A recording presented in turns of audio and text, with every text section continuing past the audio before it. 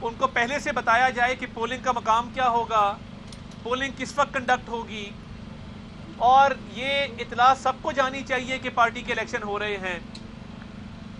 ایک شخص کو بلا مقابلہ منتخب کر لیا گیا، نہ پولنگ کا وقت بتایا گیا، نہ پولنگ کا مقام بتایا گیا، اور نہ ہی سیکشن 208 الیکشن ایکٹ کے لوازمات پورے کیے گئے۔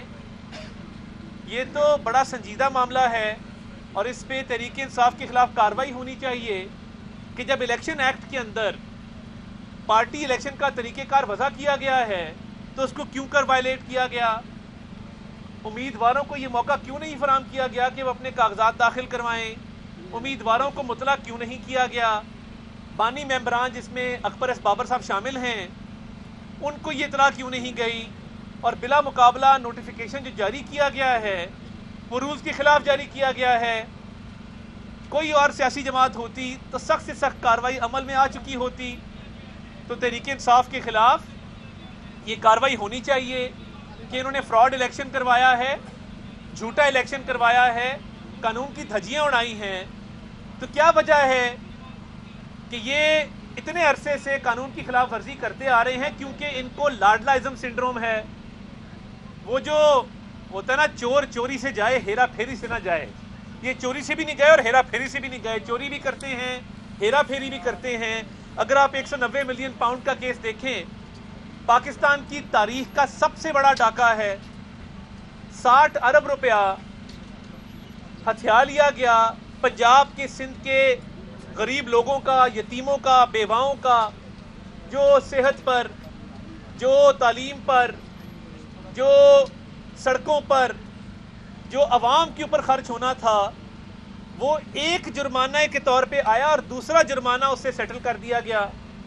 زبیدہ جلال صاحبہ کی سٹیٹمنٹ کہ کابینہ کے اندر لوگوں نے یہ کہا کہ اس معاملے کو اس طرح سیٹل نہ کریں، یہ جرمانہ پاکستانی عوام کا پیسہ ہے، مگر 5-5 کیرٹ کی انگوٹھیاں مانگی جا رہی تھیں، القادر کے نام پہ جھوٹے ٹرسٹ بنائے جا رہے تھے، زمین لی جا رہی تھی، کروڑوں روپیہ اکاؤنٹوں کے اندر آ رہا تھا، اور ایک بیوپار شروع کیے رکھا تھا عمران نیازی صاحب نے، اور اس میں ان کی کابینہ بھی شامل تھی۔ اب یہ وہ لوگ ہیں جنہوں نے 9 مئی کے حملے کیے ہیں، یہ وہ لوگ ہیں جنہوں نے شہداء کی یادگاروں کو مسمار کیا ہے، یہ وہ لوگ ہیں جنہوں نے دشمن کے عزائم کو عملی جامہ پہنایا ہے۔ تو آج کس بات کی رعایت مانگتے ہیں؟ آج کیوں کہتے ہیں ہم سب سے بات کرنے کو تیار ہیں؟ تو میں نے پہلے بھی کہا تھا، نہ عدت مکمل کی نہ مدت مکمل کی، بڑا بدقسمت آدمی ہے۔ اور جو سپورٹ اس کو ملی تھی، یہ اگر نیک نیت ہوتا اور یہ ہیرا پھیری نہ کرتا، یہ چوری نہ کرتا، یہ جرائم میں ملوث نہ ہوتا تو یہ پاکستان کی تقدیر بدل سکتا تھا۔ مگر نہ صلاحیت ہے، نہ نیت ہے، اور ڈے ون سے ایک ہی ایجنڈا تھا کہ مال کمایا جائے۔ اس کے لیے عثمان بزدار جیسے نااہل شخص کو پنجاب کا وزیر اعلیٰ بنایا گیا۔ دن رات ایک ہی کام تھا بشرا مانیکا کا اور عمران نیازی کا کہ پیسے اکٹھے کرو، زیادہ سے زیادہ مال کیسے کمایا جا سکتا ہے۔ اور 190 ملین پاؤنڈ کا جو ڈاکہ ہے، پاکستان کی تاریخ میں کسی حکمران نے اتنا بڑا ڈاکہ نہیں ڈالا۔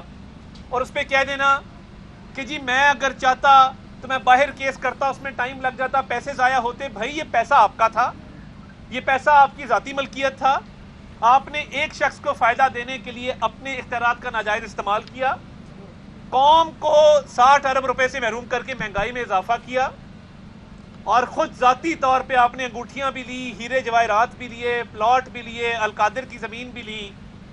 تو آج رونا کس بات کا ہے؟ ایک نقل کے لیے بھی عقل چاہیے ہوتی ہے۔ انٹرا پارٹی الیکشن آپ دوسری پارٹیوں سے سیکھ لیں، آپ انٹرا پارٹی الیکشن نہیں کرا سکے تو سخت سے سخت کارروائی تحریک انصاف کے خلاف ہونی چاہیے کہ انہوں نے سیکشن 208 کی الیکشن ایکٹ کی خلاف ورزی کرتے ہوئے انٹرا پارٹی الیکشن ٹھیک نہیں کروایا۔ اور جہاں 190 ملین پاؤنڈ کیس کا تعلق ہے، سپریم کورٹ یہ کہہ چکا کہ یہ اسٹیٹ کا پیسہ تھا، یہ ملک ریاض کا پیسہ تو تھا نہیں، یہ تو اسٹیٹ آف پاکستان کو آنا تھا، سرکاری خزانے میں آنا تھا۔ اس کو وہ کہتے ہیں نا کہ مال مفت اور دل بے رحم، یہ وتیرہ تھا بشرا اور عمران کا، تو وہ گوگی پنکی اور کپتان لوٹ کے کھا گئے پاکستان۔